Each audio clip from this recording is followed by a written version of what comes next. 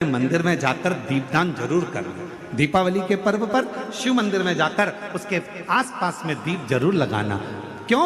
आपको वही फल प्राप्त होगा जो काशी में देवताओं ने दीप जलाकर प्राप्त किया, वही।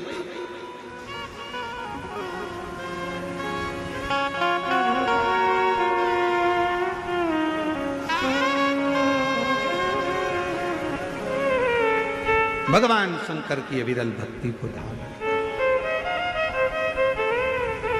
शिव तत्व को धारण कर। और इस वर्ष जब आप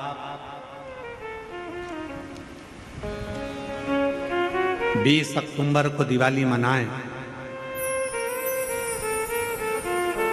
और 20 तारीख को जब आप दीपावली का पर्व मनाएंगे,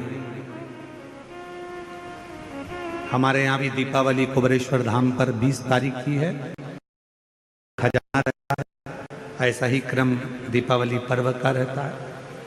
तो 20 तारीख को जब आप दीपावली मनाएं तो इस वर्ष सबको कहूंगा, जितने भी आस्था चैनल पर कथा सुन रहे हैं, जितने फेसबुक यूट्यूब पर कथा श्रवण कर रहे हैं, यदि आपकी जिंदगी में 4 दिन दुकान चल रही है, 4 दिन बंद पड़ी है, व्यापार थोड़े दिन चलता है, थोड़े दिन बंद हो जाता है, आपके विद्रोही, आपके दुश्मन आप पर कहीं ना कहीं से इधर से उधर से वार कर रहे हैं, या आपका लक्ष्य आपको प्राप्त नहीं हो रहा, कोई बहुत मेहनत करता है, बहुत मेहनत करता है तो भी लक्ष्य नहीं मिल पा रहा, जहां तक आपको पहुंचना है वहां तक यदि आप नहीं पहुंच पा रहे हैं, तो इस दीपावली पर जब आप 20 तारीख को दीपावली का पर्व मनाएं, तो 20 तारीख को दीपावली के पर्व के दिन शंकर भगवान को स्पर्श कराकर एक बेलपत्र लेकर जरूर अपने घर पर आए, और जहां पूजन कर रहे हैं उस बेलपत्र को एक प्लेट में अवश्य रखें, उस पर हल्दी और कुंकू उस पर अवश्य चढ़ाएं। एक चावल का दाना लाल कर, एक चावल का दाना पीला कर उस बेलपत्र पर अवश्य चढ़ाएं, और उस बेलपत्र को अपने पास में 1 वर्ष तक संभाल कर रखना। फिर अगले साल आप और हमें बताना कि उस बेलपत्र ने आपको मंजिल तक पहुंचाया कि नहीं पहुंचाया, आपको लक्ष्य प्रदान कराया कि नहीं। कई लोग रहते हैं, बहुत मेहनत करते हैं, बहुत परिश्रम करते हैं, सब चाहते हैं कि ये व्यक्ति इतने स्थान पर बैठे, इसको ये पद मिलना चाहिए, इसको ये कुर्सी मिलना चाहिए, इसको ये जगह मिलना चाहिए, इसको वहां तक पहुंचना चाहिए, इस व्यक्ति को तो इस पद पर पहुंचना चाहिए पर नहीं पहुंच पाता, इस व्यक्ति को तो वहां तक पहुंचना है पर ये नहीं पहुंच पाता। एक बेलपत्र का प्रयोग कर देते, अगले वर्ष बात करेंगे कि मेरे भोलेनाथ ने आपका हाथ पकड़कर आपको उस मंजिल तक भेजा कि नहीं भेजा।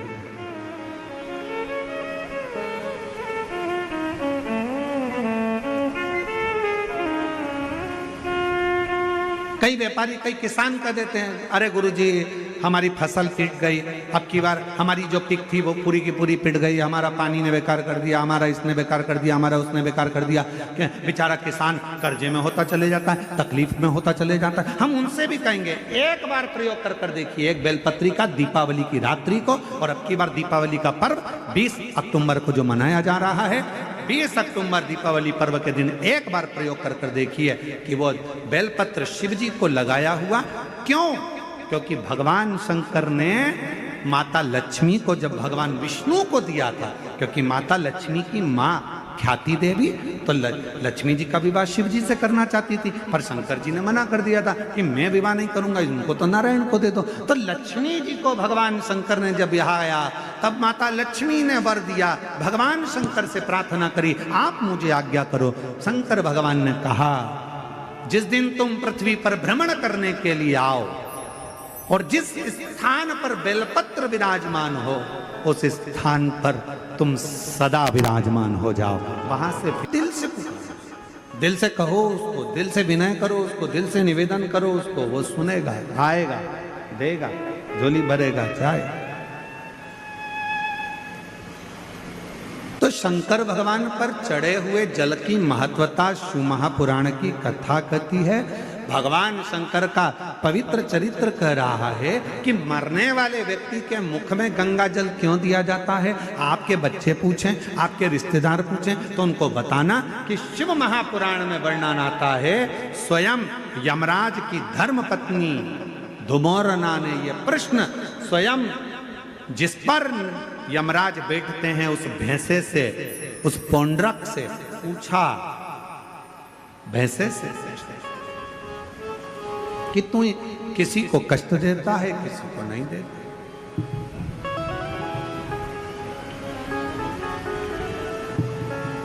किसी को तो तू अच्छे से लेकर जाता है और किसी को रुला रुला कर लेकर जाता है।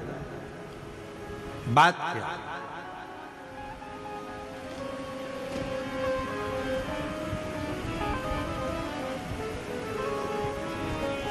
क्या बात है?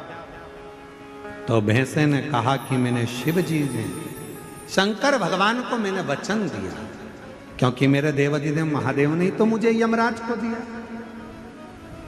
आज अगर मैं यमराज के पास में हूं, यदि मैं यम के साथ में रह रहा हूं, तो इसमें शिव जी की कृपा है, मुझे शंकर भगवान ने करुणा कर दिया।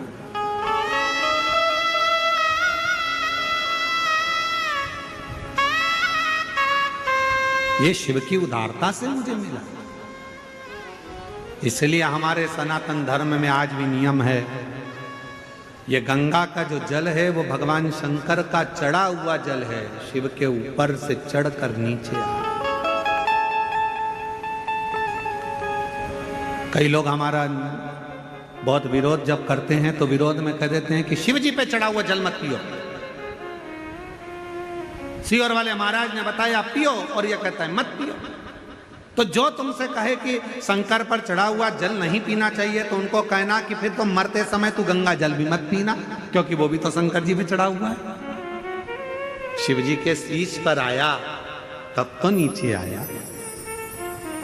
शिव महापुराण की कथा कहती है कि धुमोरना से, यमराज जी की धर्म पत्नी से स्वयं भैंसा कह रहा है, वो पौंड्रक भैंसा कह रहा है कि शिव की कृपा, शंकर की। कहा जिसके ऊपर शंकर का चढ़ा हुआ जल का प्रोक्षण हो, जो शिव का चढ़ा हुआ जल का आचमन कर ले, कहा उसको फिर कोई नरक के भोग ना भोगना है। प्राण छूटते समय हम काशी ना हो, पर यदि हमने शंकर भगवान आपको एक लोटा जल चढ़ाया है तो इतनी कृपा जरूर करना, हम भले काशी में ना हो पर काशी वाला हमारे करीब में जरूर हो। ऐसी ऐसी काशी वाला।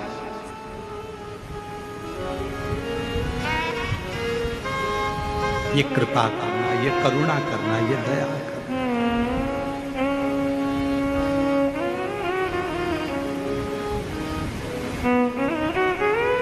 यमराज की जो धर्मपत्नी है ना,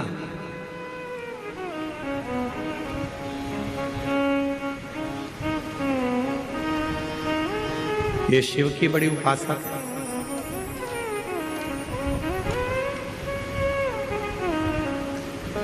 ध्रुमोर्ना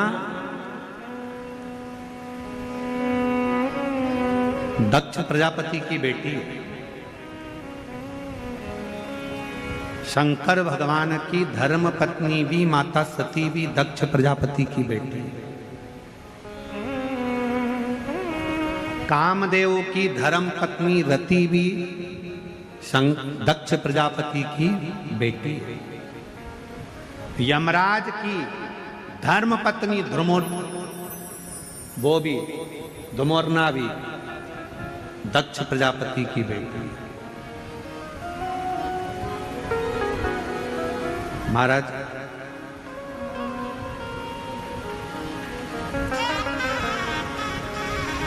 एक कथा बड़ी अच्छी आती है धुमोरना के विवाह की। बड़ा सुंदर प्रसंग आता है कि ध्रुमोरना ने ध्रुमोरना ने अपने पिता दक्ष प्रजापति से निवेदन करा, और ध्रुमोरना ने अपने पिताजी से निवेदन करा कि मेरा जो हाँ विवाह करो जो मृत्यु को जीत ले, जो मौत को विजय प्राप्त कर ले, जो मृत्यु पर विजय प्राप्त कर ले, उससे हमारा विवाह। ध्रुमोरना ने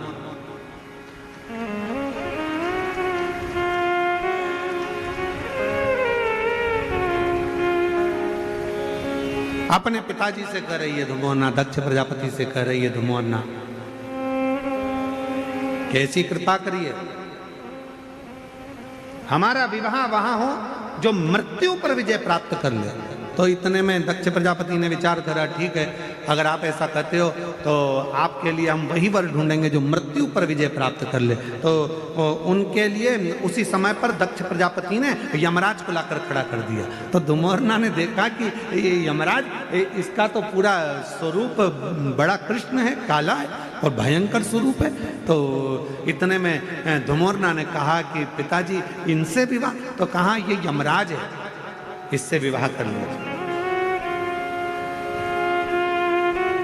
धुमोरना ने अपने पिताजी का कहना माना, हां भर ली। शादी के मंडप में धुमोरना पहुंच गई। जरा ध्यान से सुनना, शादी के मंडप में धुमोरना पहुंच गई।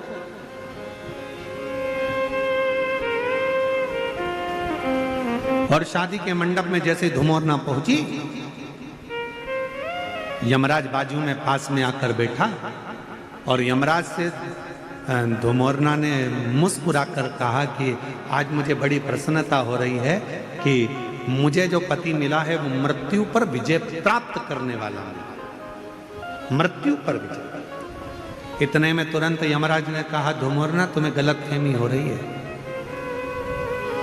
मैं मृत्यु पर विजय प्राप्त नहीं करता हूं, मैं सत्ता पर धुमोरना मृत्यु पर तो केवल एक है जो विजय प्राप्त कर सकते हैं, पर उनका विवाह माता सती के साथ, तुम्हारी बहन के साथ हो चुका है और वो देव अधिदेव महादेव हैं जो मृत्यु पर विजय प्राप्त कर ले।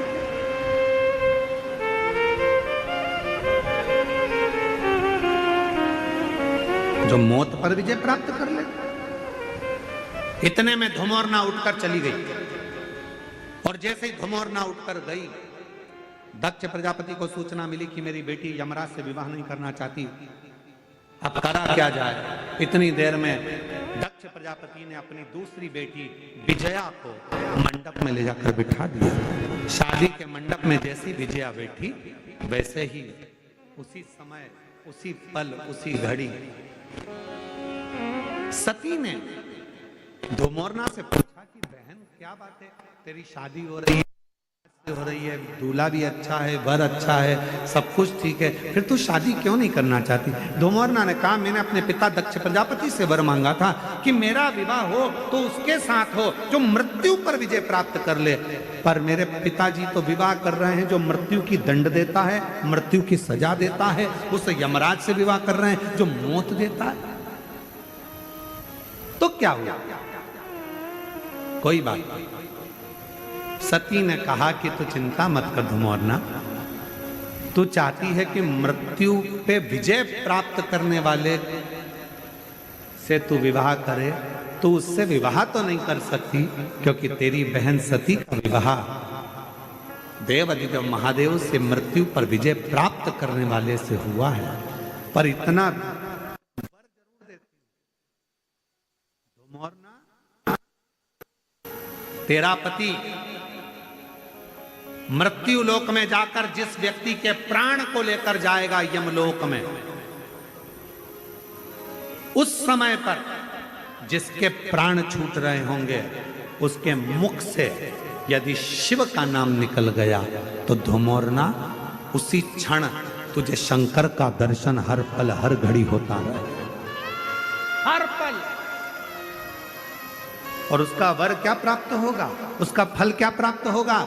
शिव महापुराण की कथा कहती है, श्री शिवाय नमस्तुभ्यम, ओम नमः शिवाय, ओम ओम नमः शिवाय, ओम नमः। श्री शिवाय नमस्तुभ्यम बोलने वाला, ओम नमः शिवाय बोलने वाला, हर हर महादेव बोलने वाला, बोल बम का नारा है, बाबा ए सहारा है, ऐसे उच्चारण करने वाला, शिव तत्व को गुंजायमान करने वाला, शंकर के नाम को लेने वाला जब अपने प्राणों को छोड़ता है और उसके मुख से यदि भूलवश भी शिव का नाम निकल जाता है तो धुमोरना शिव जी का दर्शन करती है और यमराज से प्रार्थना करती है, आप इस जीव को जब लेकर आओ तो नरक लेकर मत जाना, इसको बैकुंठ छोड़कर आना, वहां देवता इंतजार कर, वहां देवता इंतजार कर।